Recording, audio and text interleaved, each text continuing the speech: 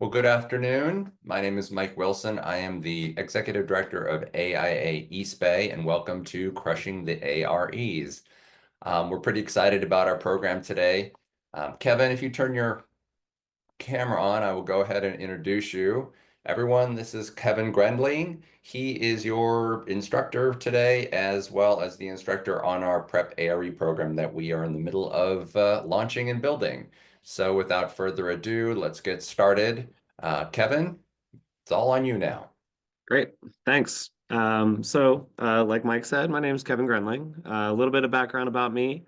I've been a licensed architect for just about going on 10 years now. I got licensed in 2016, and I've been in the ARE education space pretty much ever since. Practice-wise, I've worked on a number of projects from anything from single-family residences all the way up to condominium complexes, and a little bit of high-rise work mixed in there. But the bulk of my work has been in K through 12 education, which I truly have a passion for, as an educator myself, especially. When Mike and I met, we talked a lot about the ARE space and the education, and we decided to team up with a particular mission in mind. That mission being that it's our, and am I sharing actually? I'm not yet. No, I'm There we not. go. Okay. Now, can everybody see my screen? We can. Okay, great. Yes. So that mission was actually to empower emerging architects to pass the ARE while advancing their professional excellence and elevating the standards of the profession, which we're both very passionate about. And we see very much eye to eye on how to do that. What we've done here today is we've prepared for you a sort of high level look and even a pedagogical look at how to prepare for and pass the AREs, and with a specific emphasis on becoming a better architect. So we're going to discuss a number of topics ranging from what is the value add to your career to become a licensed architect? We're also going to talk about the exam order, which is which of the various methods you could take, and what are some of the benefits of choosing this pathway or that pathway.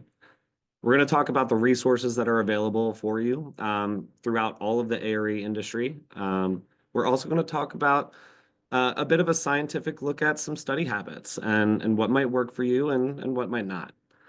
And then we're going to talk about time and burnout. And that's something that's really important in the ARE space because it's a very long process. We wind up studying for this sometimes for a number of years, which, if it's something that you're not necessarily getting paid for on the side of your professional work, family life, and having fun, it can be quite a burden. First, let's start talking about career value. Essentially, there are really two primary buckets of value that you can consider for why you would want to become a licensed architect. The first and probably most obvious of which is the me, myself, my money, and I, right? Like we do want to advance our careers, and getting licensed oftentimes is a step along that direction. But perhaps more importantly is our competencies as an architect. Oop, pardon me.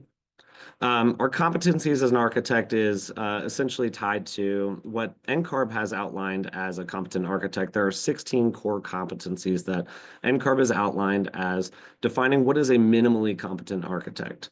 But minimally competent architect isn't necessarily the goal. Sometimes we want to be more than a minimally competent architect. But we talk about this career value add essentially as, things like, as an example, creating a contextual understanding toward our other team members. And so that essentially means we in architecture, we have sort of two different ways of doing this profession. We have a more siloed approach of specialization where we have designers, project architects, and construction administrators.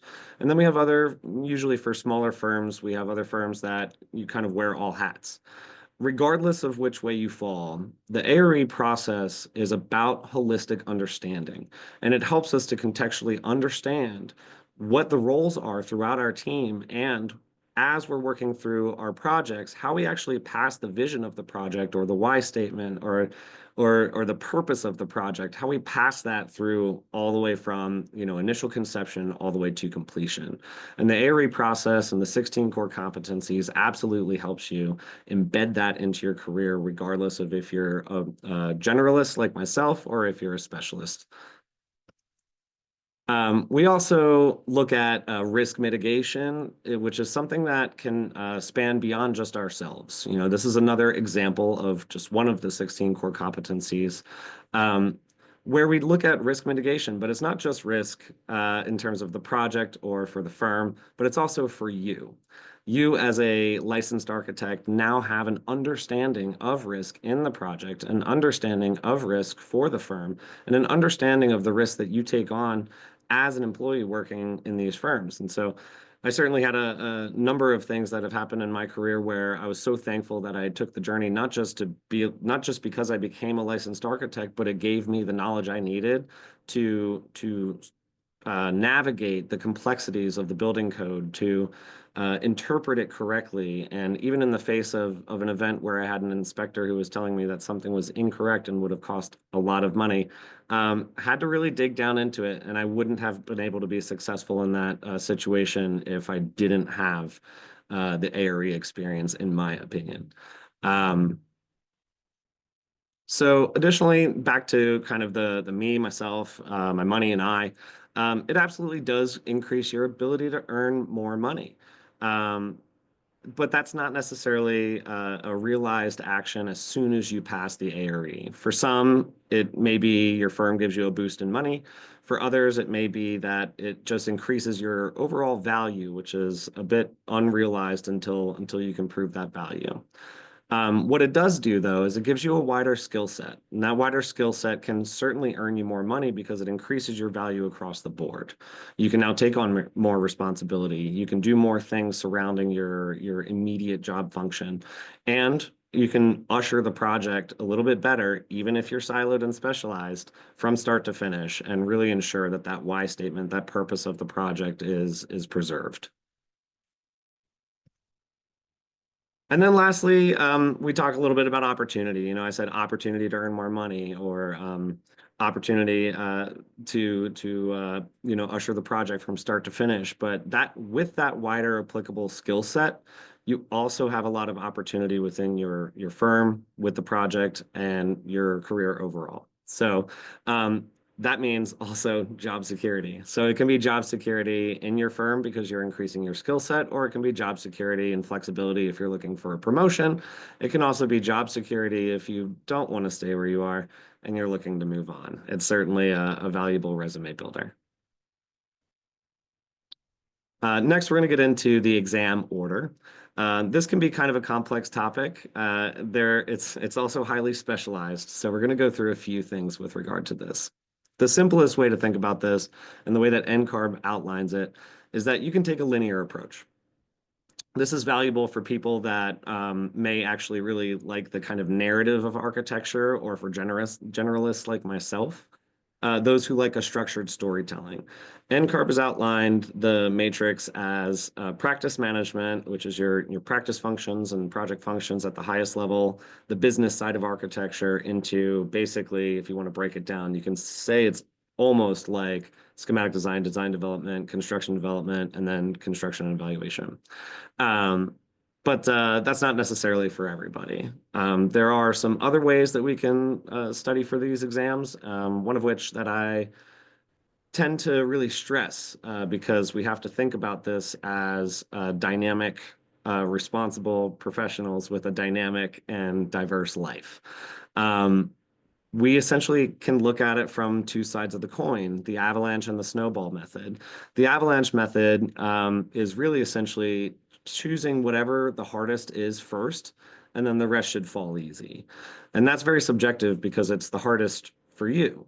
What is the topic that you think you're going to have the most difficult time with, the hardest mountain to climb? So you do that first, and then the rest should theoretically fall easy.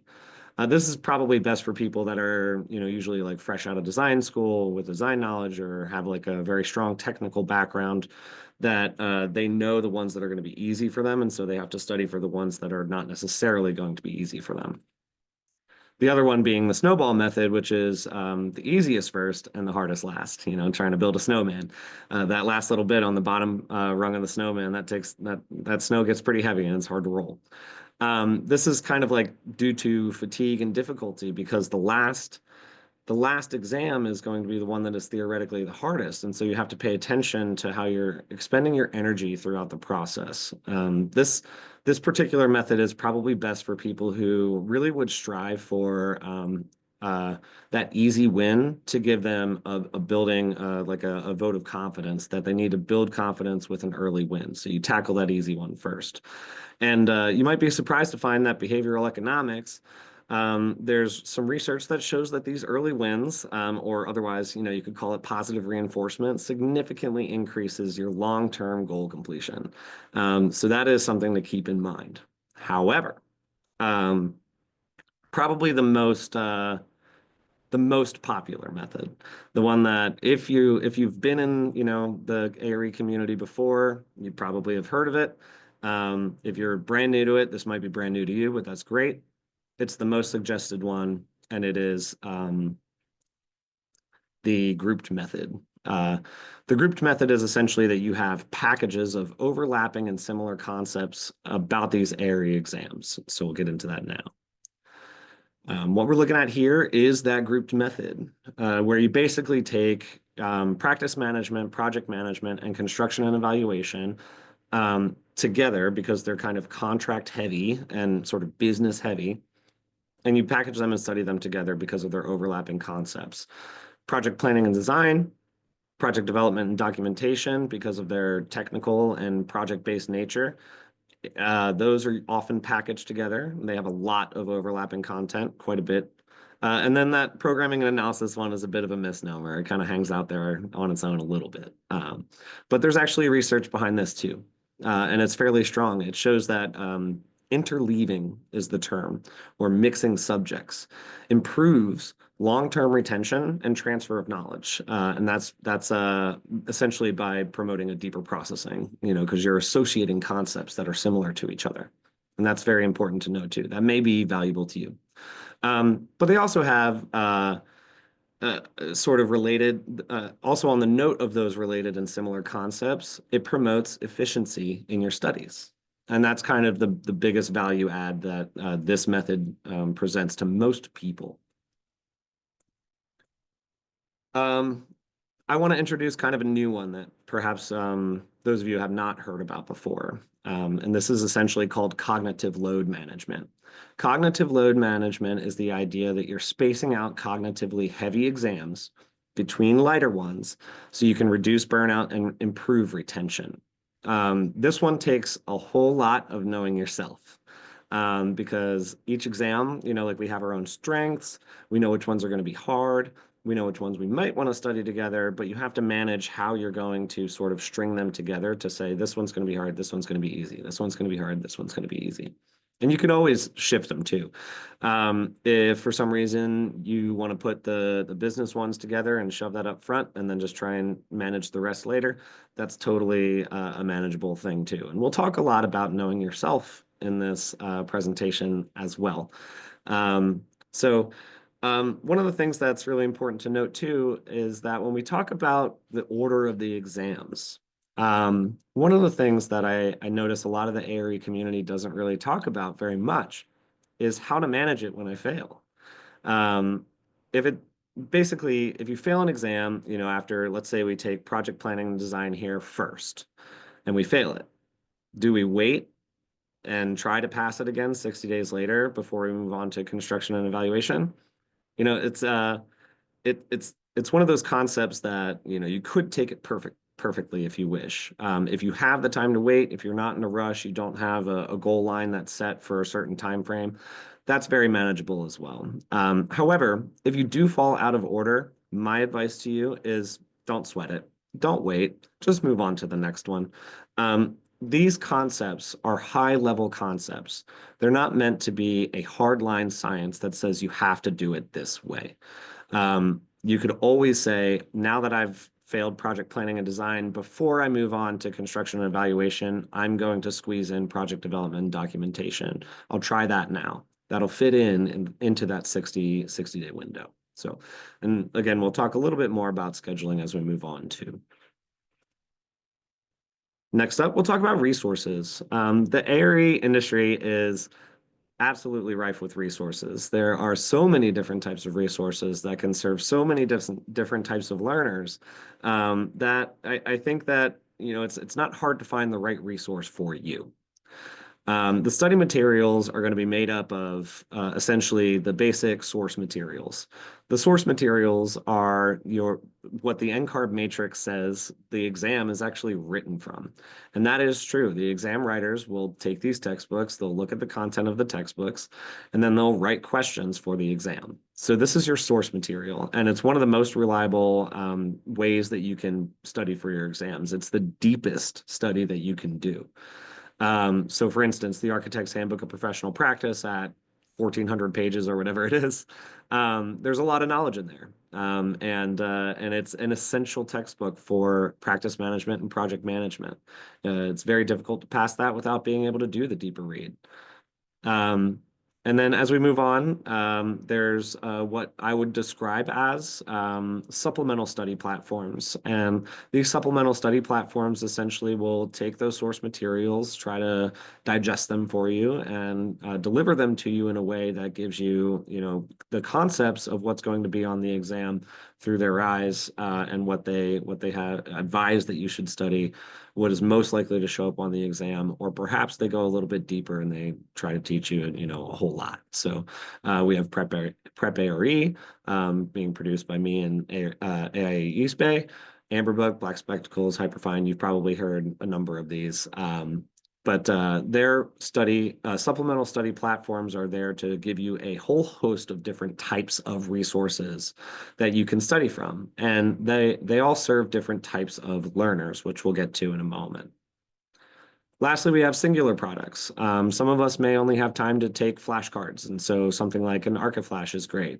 Some of us may only say, I want one textbook to carry around because I'm too mobile. I don't want to carry around anything else. And so you're probably looking at something like Ballast or Brightwood. But then there's also, some people who say, I don't have a lot of time to read deeply and I'm not on the go very much, but, at lunch I like to do practice questions. So you look at other products like Designer Hacks or Walk in the ARE, which is now associated with Amber Book and like ARE questions. And so those singular products are available for you too that will serve your specific needs. But let's talk about those specific needs. Um, Candidates that are studying for the ARE, I think it's advisable to think about studying for the ARE as not just studying. You're not studying to pass a test. I mean, what you're trying to do is you're trying to learn. And learning comes in three effective modalities in a basic, kind of boiled down fashion. And the education sphere really does follow these, pretty faithfully. So essentially, you can think of it as visual learners, auditory learners, and tactile, or I like to describe it as like practical learners, people who like to learn by doing. These are not necessarily exclusive of one another. It's essentially a mind map of the different ways that you learn. You may call yourself a visual learner, but that doesn't mean you don't also learn by auditory avenues or by doing as well. And so in that regard, it's important to know yourself. Each of us has a proclivity for certain learning styles. And we also have strengths in some, but maybe not others. And so the ecosystem of study materials can grow with the inclusion of also both like focused and unfocused study materials too. So we have visual, auditory, tactile, which are the three primary modalities of learning. But then there's also the context of learning, which is either focused or unfocused, because you're learning all the time. You're learning while you watch TV, you're learning while you walk down the street and you see a billboard, you're learning while you're listening to a podcast in the car. It's all learning. It's all different types. Um, and so in that regard, it's very important to diversify your materials ecosystem. There's a theory called dual coding theory that suggests that combining verbal and visual information, it enhances learning by engaging, of course, both the visual and verbal processing centers of your brain. And essentially, at the same time, you also have focused and unfocused. And so, in the context of this slide and this discussion, I'd like you to think about focused as when you have to find a dedicated space and a dedicated block of time, and then think about unfocused or non-focused as when you find unstructured and unpredictable gaps in time, an interruption is acceptable. Those would be places like in a doctor's waiting room or in a subway or something like that. So, and some learners will lean heavily certain directions. So that graph you just saw was visual and auditory heavy. And so a learner that's visual and auditory heavy may rely more on lectures with a lot of visual aids or study guides that have graphs, textbooks, social media channels even, and podcasts, for instance. Secondarily, some learners may view this process through a different lens and be more visual and tactile. So, but the audio materials, of course, wouldn't perhaps do it for them. So they may rely on perhaps like lectures and study programs that have more in-person learning, like tutoring and live classes. And so their unfocused time might be spent more on like flashcards and sketching if they're a little bit more hands-on and tactile. So these are two examples of how you can sort of diversify your materials to serve your learning modalities.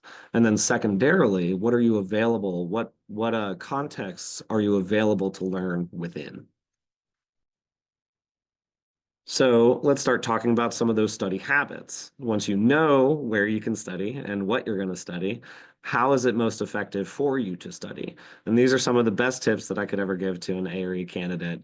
They're kind of widespread, but more importantly than anything, know your learning modality.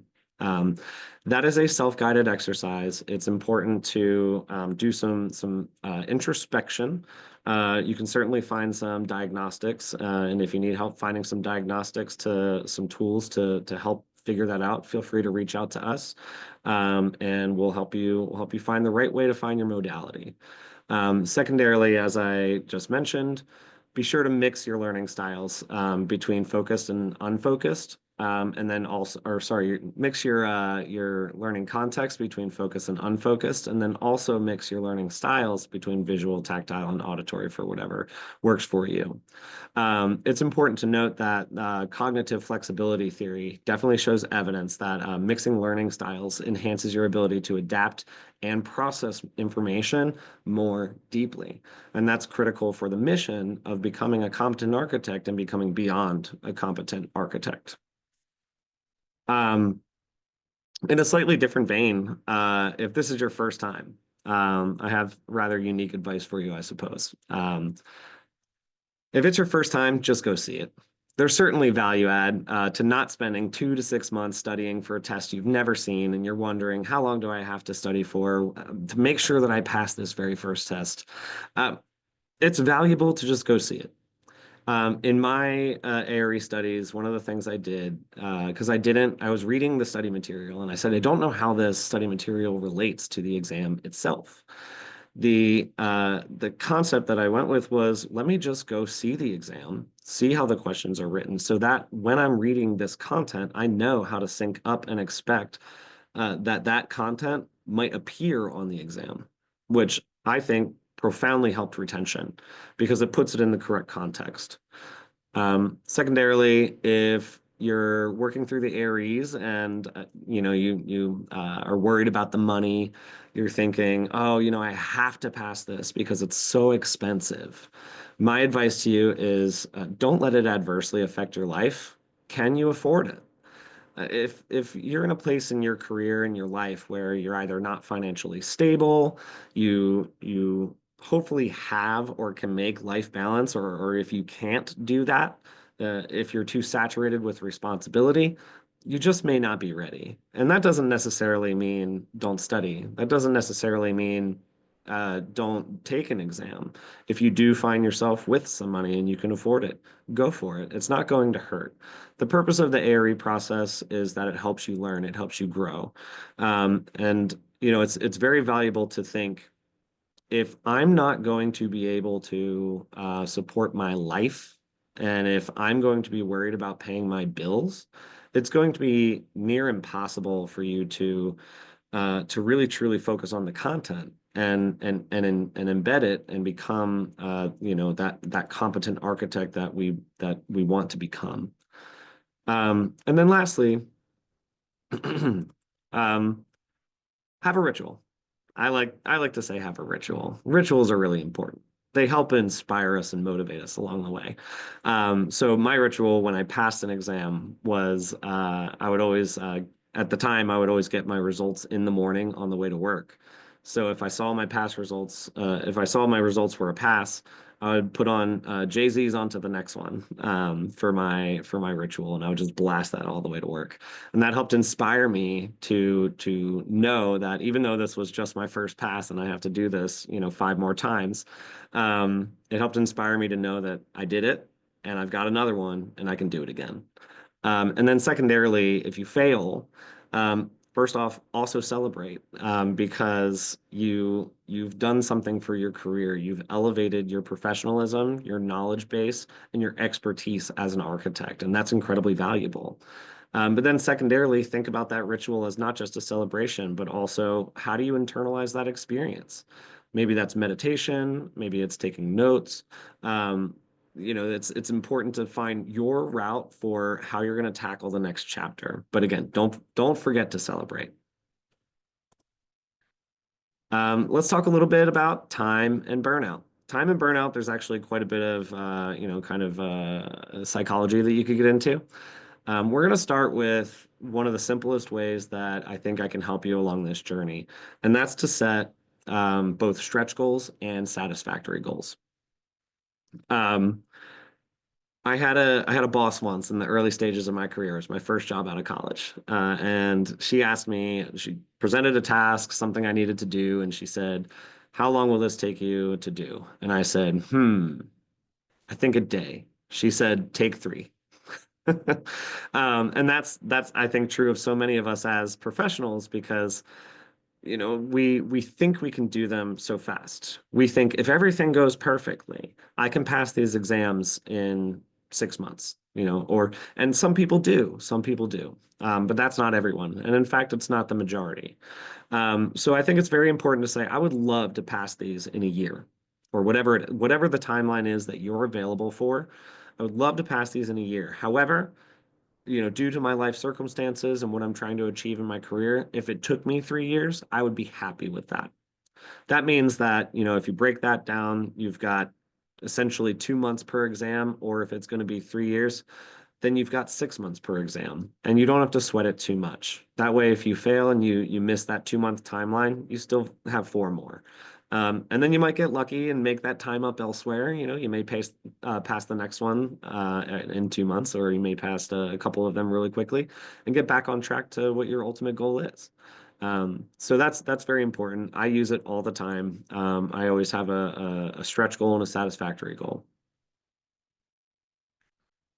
This one is really, really important. And I think it's often overlooked.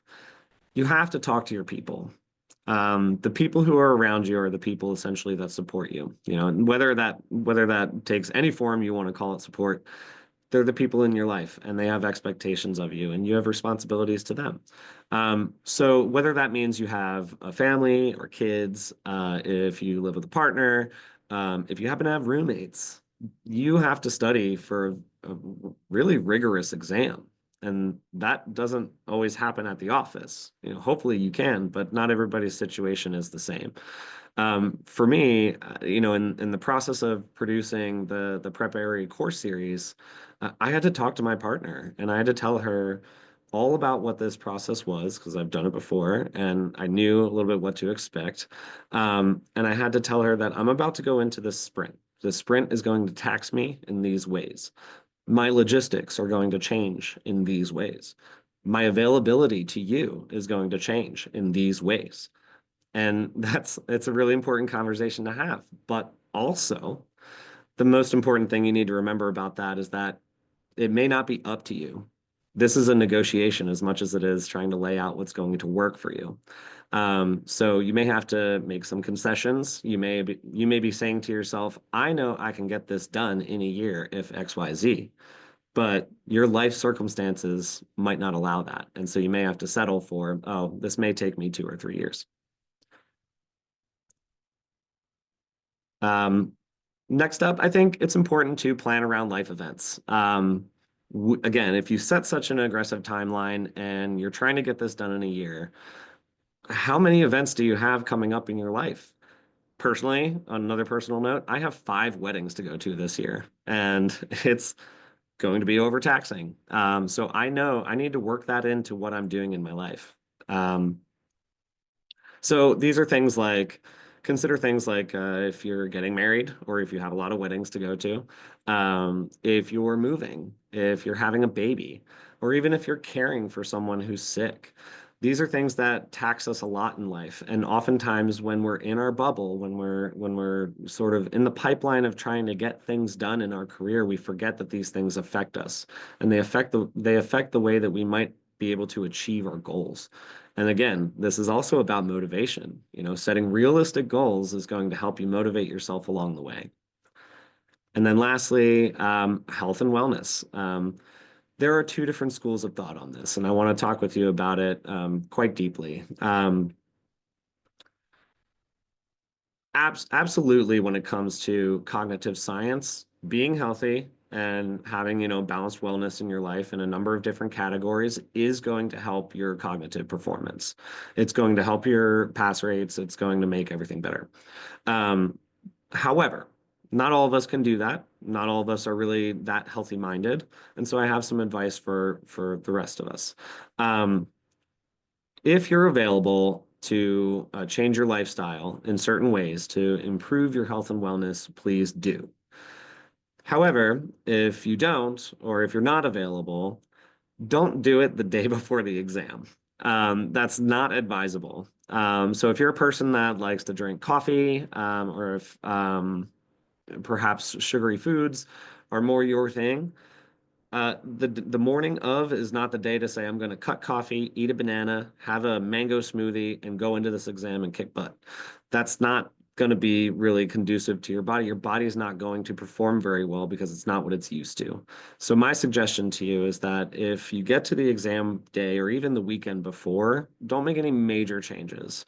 Focus on eating a little healthier. You definitely want to get the nutrients that you need in order to perform well. But then also, if you're a coffee drinker or if you drink caffeine in the morning, maybe cut it in half. Don't drink quite as much, but don't shock your body by introducing something that's completely different because this is a rigorous exam. You're going to spend hours there. So the snacks you bring should be snacks that are something that you can actually eat, that won't upset your body, that you're used to, that you have experience with. So that's essentially kind of the concepts of time and burnout. And some of the best advice for you, I think, is really in this time and burnout and the study habits phase. So to summarize, we talked about the career value add, and that's really becoming a licensed architect is a lot about becoming a competent architect so that we can be that trusted advisor that architects, or that our clients look up to, and they know that even if we don't know that exact bit of information, we can find it. And that's on that subject, I want to present one more point, and that's essentially that you may ask the question of where exactly is the line of where what I need to know, right? What do I need to know? How much do I need to know? How deep do I need to dive in this knowledge to pass the ARE? It's a little bit less about how much do you need to know and a little bit more about have you learned to find it? And that's really important to be that trusted advisor too. Um, the way that I like to say it is that when you're done with the ARE, you're ready to find the information that you need for the custom nature of that project or whatever is new, if it's something new to you. So if you know how to find, for instance, how to find the bearing capacity of a structural beam, or if you can find the way to properly drain behind a retaining wall, right? If you can find that for this exam, you can find out how to create you know where to find the right information to create a really complex double wall curtain wall, for instance. Whereas that may be a little too complex for the ARE. And then we also talked about the exam order. And again, the summary note I have for you on that is that it's a self-guided journey, and don't sweat where it gets messed up. If you fail something, mix them in. Just try to be strategic about which ones you choose. And then we also talked about resources. The resources that we have in the AR industry are bountiful. There are so many that are available to you, and they all serve your different learning modalities, and many of them can serve the different contexts within which you can learn. We talked about the science of study habits, the way that we can try to impact our education in a way that's going to improve our performance throughout our career. And then lastly, we talked about that time and budget, which is a very, very critical part of this very, very long journey we're going to be on.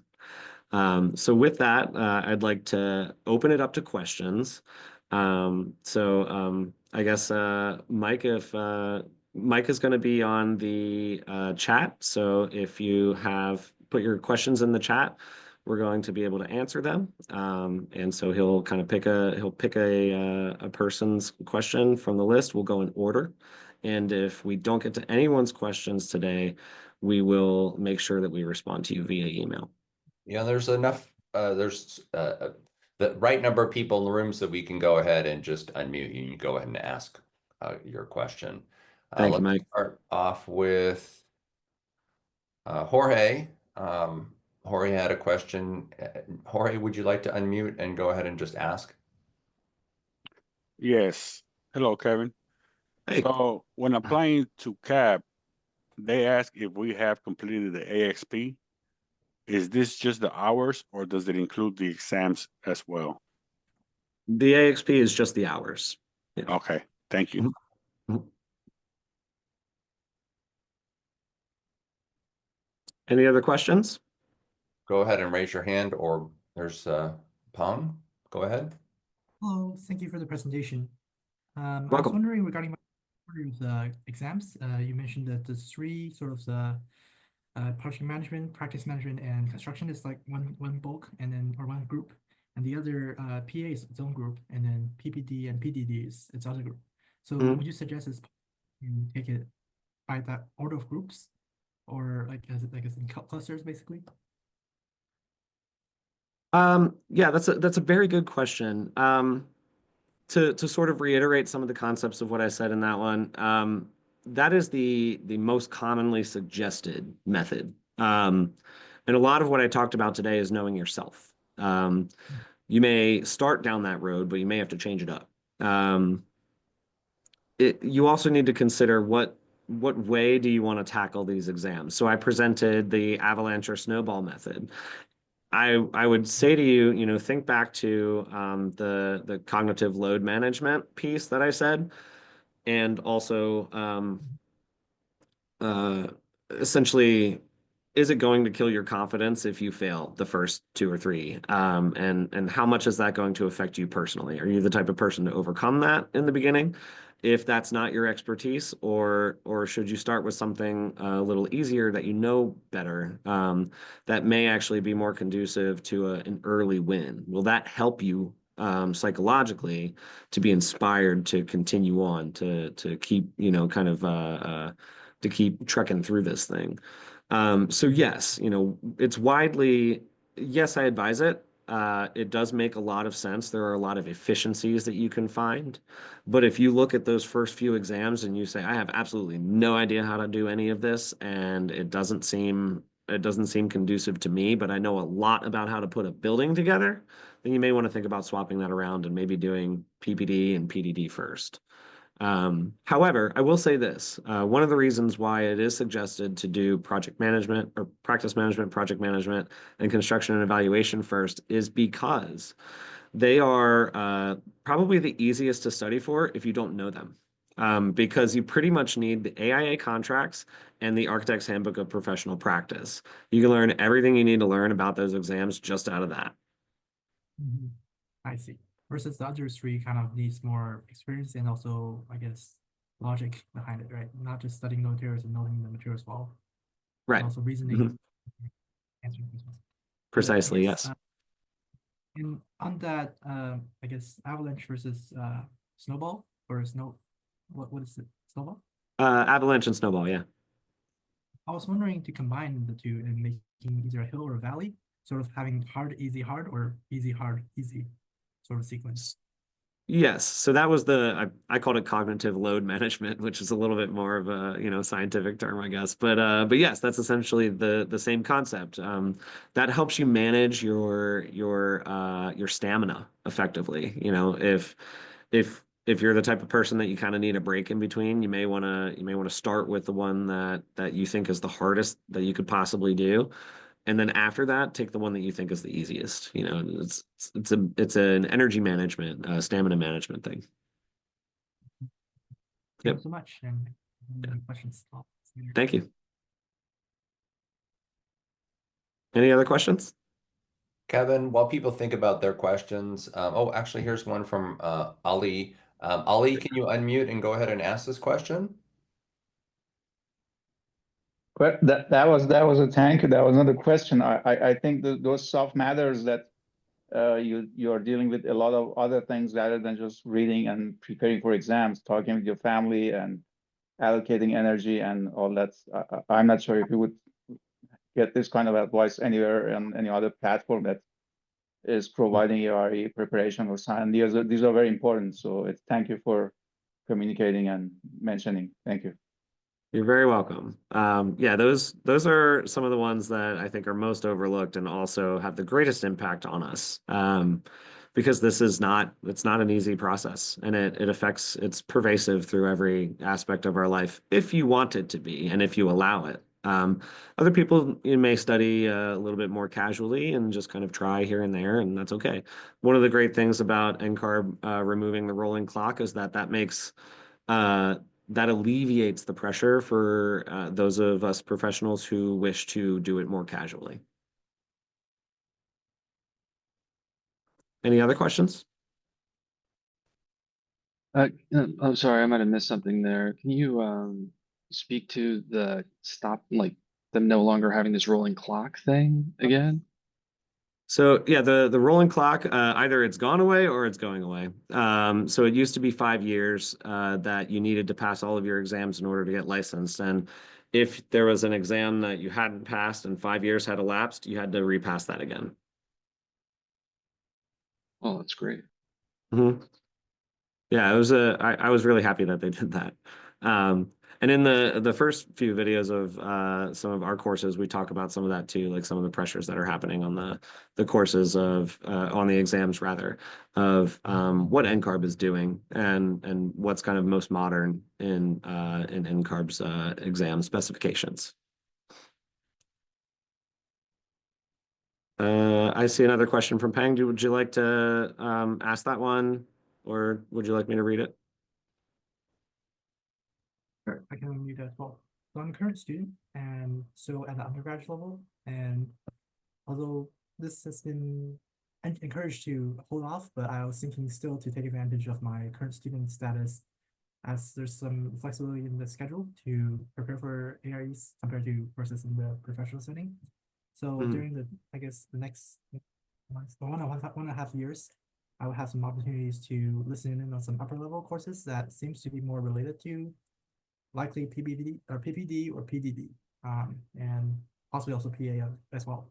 But I guess, would you recommend sort of taking or listening in on an additional coursework for the purpose of ARE preparation, or just prepare ARE based on the ARE prep materials?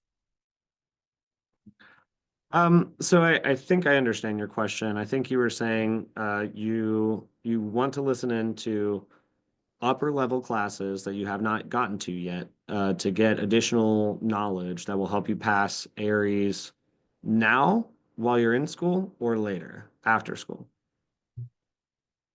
In the coming 1.5 years, yes. Okay, so you want to take the exams now. I mean, I have a bit of advice on this that comes from different directions. I would say, well, first of all, just logistically, right? Like life is short and we all want to do a lot of things in our life, right? So if these are upper level classes that you're going to eventually take, don't take them twice. Um, it's you're already spending a lot of money for school. You're going to be in that class. You're going to get the information. You're going to get the information again. Especially now while you're in school for a reason. That time may be better spent on something that's more aligned with the purpose of you being in school. Because in theory, you only do that once. And it's really important to get that experience while you're there. Secondarily, talking about efficiency and trying to achieve passing the ARE while you have these other responsibilities, I think that it's probably advisable to just kind of look into yourself, think what you can handle, if you have extra time and all of that stuff about what you're doing in school is already satisfied and you feel good with it. There's no harm in doing it. It's something that's going to elevate your skill set. You'll learn a lot, and you'll be better prepared to take the exam. You may pass some, you may not pass some, but and I would just sort of advise against, especially during this time while you're in school, trying to set too short of your goals there. You're in school for a different reason, and yes, you may pass them, but you're gonna have a long career, and you know graduating with a license isn't gonna make that much of a difference between graduating and getting a license 3 years later. So still better to spend longer times to better prepare rather than having condensed schedule just because I'm in school and taking it before graduating or I, passing the. I would say, study as your schedule allows. And go back to that piece I said about don't let it adversely affect your life. There are other things in your life too that are important to you. Definitely, definitely. Okay, thank you so much. Yeah, you're welcome. Hey, Kevin, I got a two-part question. Mhm.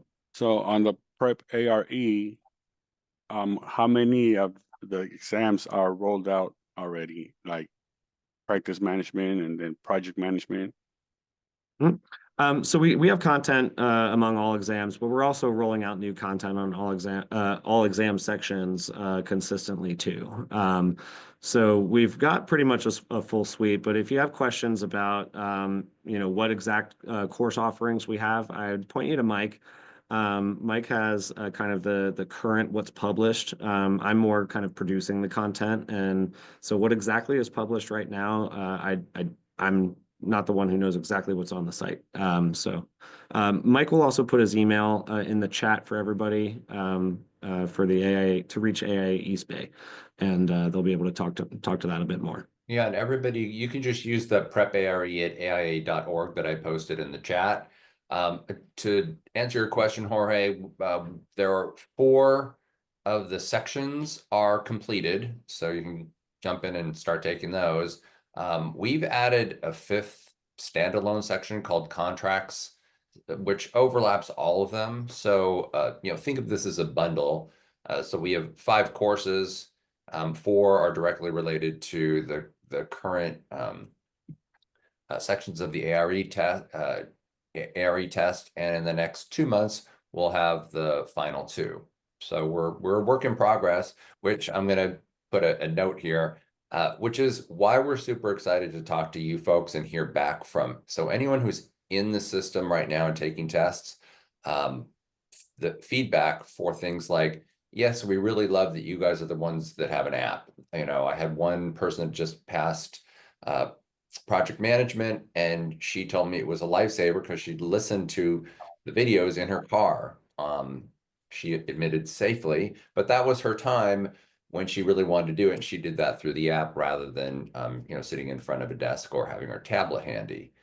So but that kind of feedback tells us, great, we're on the right track with that sort of thing. And as many of you proceed through this process, we're just really eager to hear all the different avenues that you guys take and the tools and resources that you'd like us to provide to make this path a little bit easier for you. Got a couple more messages in here. Pong asks, would you recommend current students listen to an upper level? Oh, you just answered that. I have a second part of the question. Go, Jorge. Oh, yes. So I'm almost complete with the practice management course that you are giving. Do you recommend doing halfway of the project management before taking the first exam?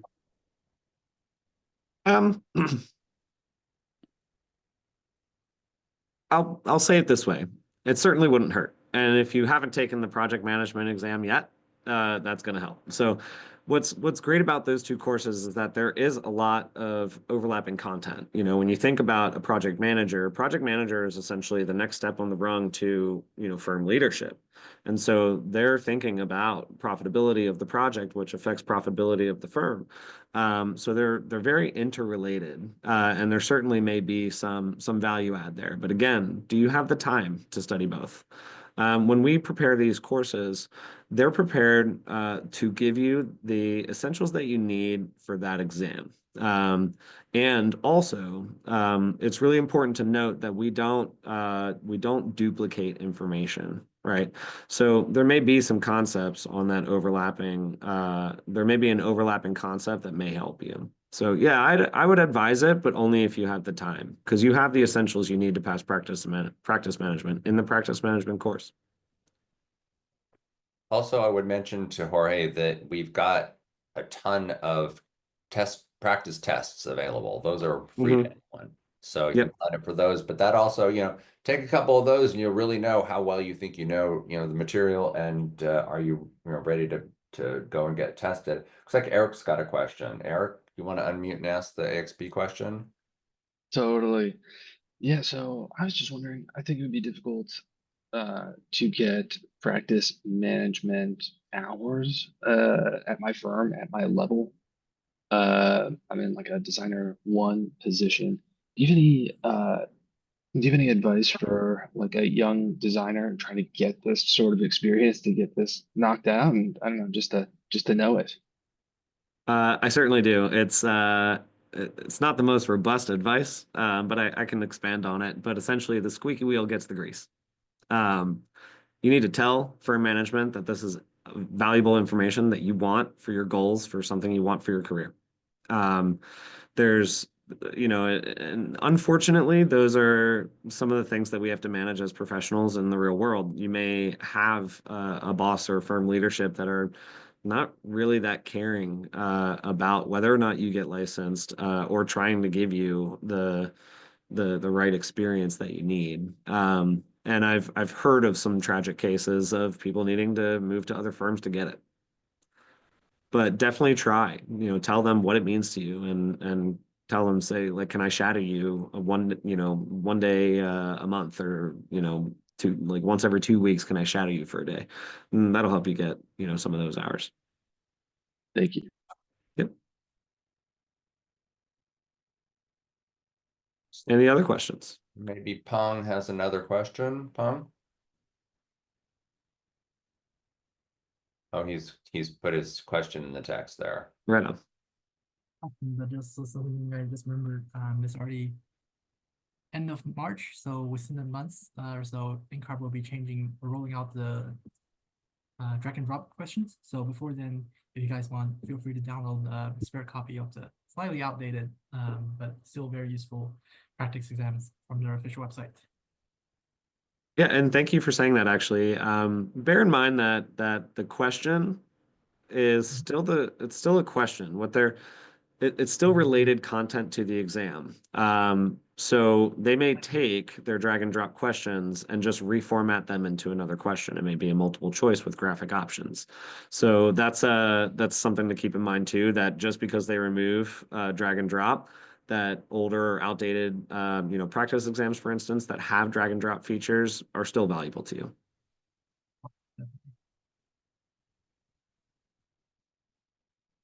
Any other questions?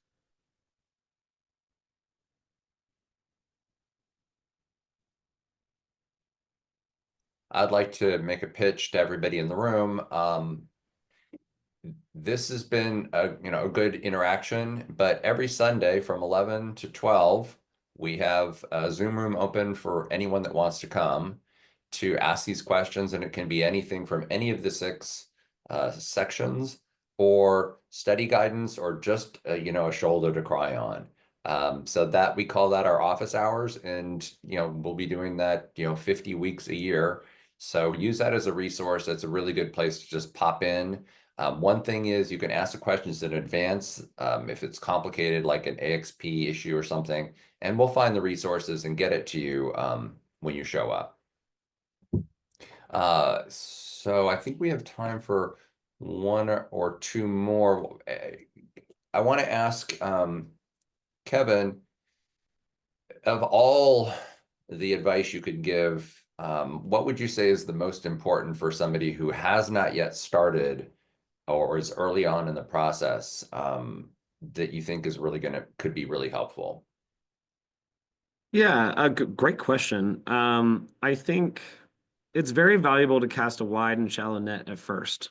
That means, see what's out there, find what information you can get your hands on for free, sample a little bit of this, sample a little bit of that, and see what really strikes a chord with you. What concepts are you understanding? What teachers are you able to comprehend? And then find what products work for your learning modalities. It's not the easiest, especially for those of us who are, kind of into our career, have been out of school for a little bit, or late stage career. It's not that easy for us to recall how we learn anymore. So sample some products, or sample some different types of products and find out what types of learning work for you. Fantastic. Well, it looks like our time is up. So I'd like to thank everybody for your time and attention. Again, make sure you use those links and emails. We're here to help. And, our motto here at AI East Bay and the Prep ARE program is we want to lower the barriers. We want to figure out how we can do a better job of helping you guys, charge at the ARE and actually, crush them, as we say in the title of the show. Any parting Absolutely. words, Kevin? Yeah, when it comes to crushing the ARE, I think, looking inside yourself, finding the pathway that's going to motivate you to do this is going to be most conducive to your success. And that's really important because it's easy to get, a little bit sort of, fall out of your motivation and a little bit, kind of down about it if you fail or something, but pretty much everyone fails. It happens, and you can prepare yourself to cognitively learn this content in a way that's going to help you pass more effectively. Fantastic. Well, Kevin, thank you so much for your time. If you You're very want, welcome. if you want to see more of Kevin, come to the office hours or try out some of our courses. I'm Mike Wilson with AIA East Bay. Again, thanks for everyone attending, and you have a great rest of your days. Bye now. Thank you, everybody.